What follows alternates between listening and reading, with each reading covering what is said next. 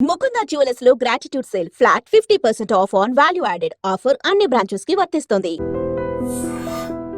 శంషాబాద్ లో రోజుకి ఎన్నో విమానాలు టేక్ ఆఫ్ అవుతాయి, ల్యాండ్ అవుతాయి.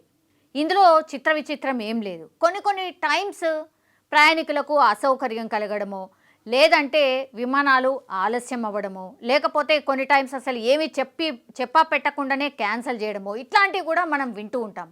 కానీ కొన్ని ప్రమాదాలు ఎంత డేంజరస్ అంటే తెల్లవారి లేచి ఎవరు ముఖం చూసినాం రా బాబు, అబ్బో బాల్ బచ్, మనమైతే బతికి బయటపడ్డం అనేటువంటిది కొన్ని మనం లైవ్గానే కొంతమంది లైవ్ ఎక్స్పీరియన్స్ కూడా వింటూ ఉంటాం. ఈరోజు కూడా శంషాబాద్ విమానాశ్రయంలో అదే జరిగింది. బికాజ్ ఇది పూర్తిగా శంషాబాద్ నుంచి గోవా నుంచి విశాఖపట్నం వెళ్తున్నటువంటి విమానంకైతే ఏటీసీ అధికారులు ల్యాండింగ్కి ఫస్ట్ అవకాశం ఇచ్చిండ్రు. తర్వాత ల్యాండింగ్ చేయడానికి విమానం అంటే రెడీగా ఉన్నటువంటి టైంలోనే ఇంకో విమానంకి టేక్ ఆఫ్ చేయడానికని సిగ్నల్ ఇచ్చిండ్రు.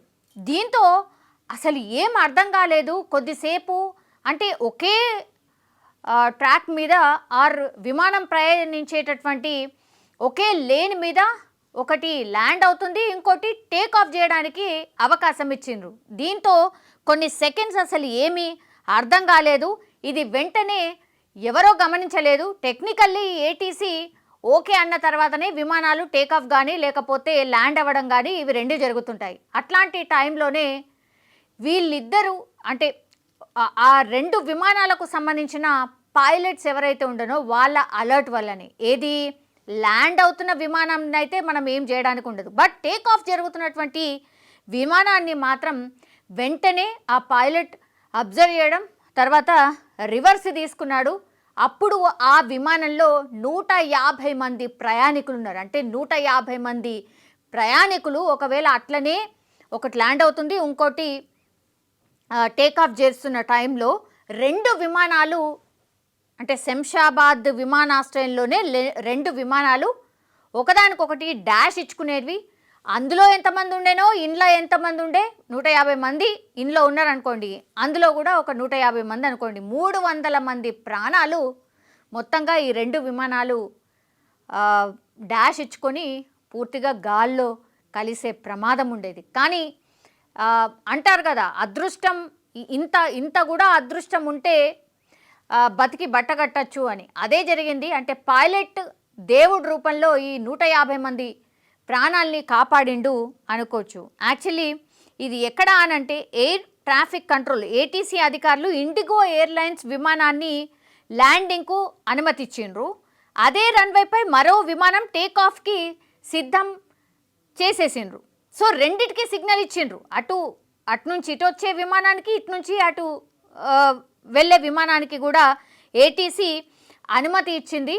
సో ఈ మిస్టేక్ ఎందుకు జరిగింది ఏంటి, గాల్లో ప్రాణాలు కలిసిపోయేవి, 150 నుంచి 300 మంది ప్రాణాలు గాల్లో కలిసిపోయేటి. ఇది ఎంత పెద్ద బ్లండర్, ఇది ఎంత పెద్ద మిస్టేక్. దీంతో ఏటీసీ అధికారులకు ఆ రోజు ఆ టైంలో డ్యూటీలో ఉన్నటువంటి ఏటీసీ అధికారులందరికీ కూడా ఎందుకు ఇట్లా జరిగింది అనేది నివేదిక కోరడం అయితే జరిగింది. పైలట్ విమానం హైడ్రాలిక్ గేర్ను ల్యాండింగ్ కోసం సిద్ధం చేస్తూ ఉండగా టేకాఫ్ కోసం రన్వేపై ఇప్పటికే మరో విమానం ఉంచబడిందని అతను గమనించిండు, అంటే పైలట్ గమనించిండు. దీంతో ప్రమాదం పొంచి ఉందని ఈ పైలట్ గ్రహించిండు. వెంటనే ల్యాండింగ్ను నిలిపివేసి టేక్ ఆఫ్ చేసుకొని దాదాపు 10 నిమిషాలు గాల్లో చక్కర్లు కొట్టిండు. అట్లా వీళ్ళ ప్రాణాలైతే దక్కినాయి. సో ఇది యాక్చువల్లీ జరిగింది. ఏది యాక్చువల్లీ టేక్ ఆఫ్ చేస్తున్నటువంటి విమానం కాదు, యాక్చువల్లీ ల్యాండ్ అవుతున్నటువంటి విమానం ఏదైతే ఉండనో ఆ ల్యాండ్ అవుతున్న విమానంకి సంబంధించిన పైలటే ఇది గమనించిండు.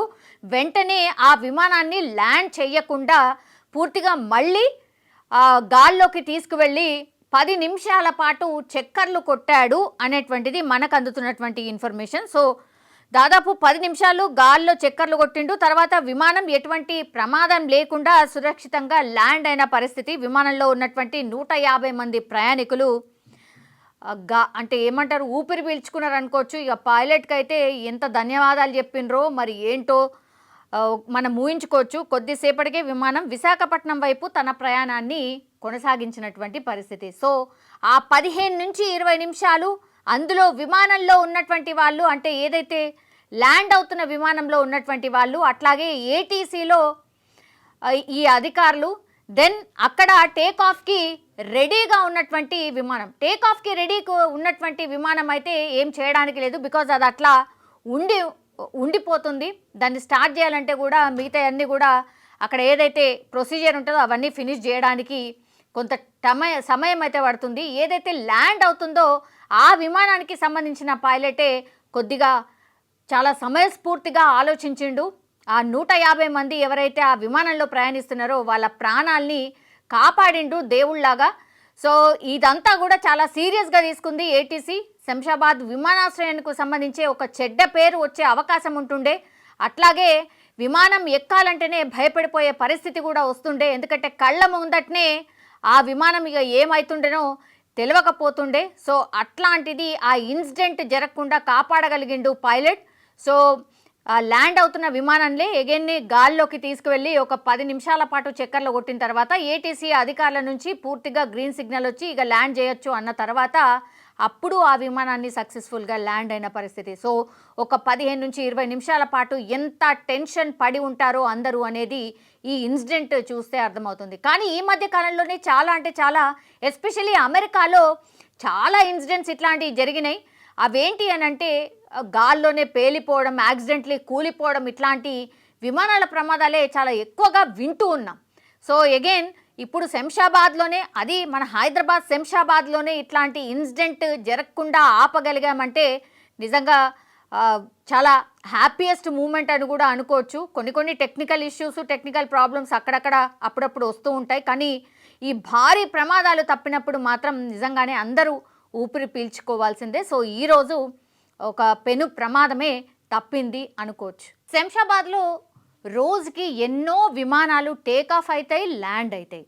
ఇందులో విచిత్రం ఏం లేదు. కొన్ని టైమ్స్ ప్రయాణికులకు అసౌకర్యం కలగడమో, లేదంటే విమానాలు ఆలస్యం అవ్వడమో, లేకపోతే కొన్ని టైమ్స్ అసలు ఏమి చెప్పా పెట్టకుండానే క్యాన్సిల్ చేయడమో, ఇట్లాంటివి కూడా మనం వింటూ ఉంటాం. కానీ కొన్ని ప్రమాదాలు ఎంత డేంజరస్ అంటే తెల్లవారి లేచి ఎవరు ముఖం చూసినాం రా బాబు, అబ్బో బాల్ బచ్, మనమైతే బతికి బయటపడ్డం అనేటువంటిది కొన్ని మనం లైవ్గానే కొంతమంది లైవ్ ఎక్స్పీరియన్స్ కూడా వింటూ ఉంటాం. ఈరోజు కూడా శంషాబాద్ విమానాశ్రయంలో అదే జరిగింది. బికాజ్ ఇది పూర్తిగా శంషాబాద్ నుంచి గోవా నుంచి విశాఖపట్నం వెళ్తున్నటువంటి విమానంకైతే ఏటీసీ అధికారులు ల్యాండింగ్కి ఫస్ట్ అవకాశం ఇచ్చిండ్రు. తర్వాత ల్యాండింగ్ చేయడానికి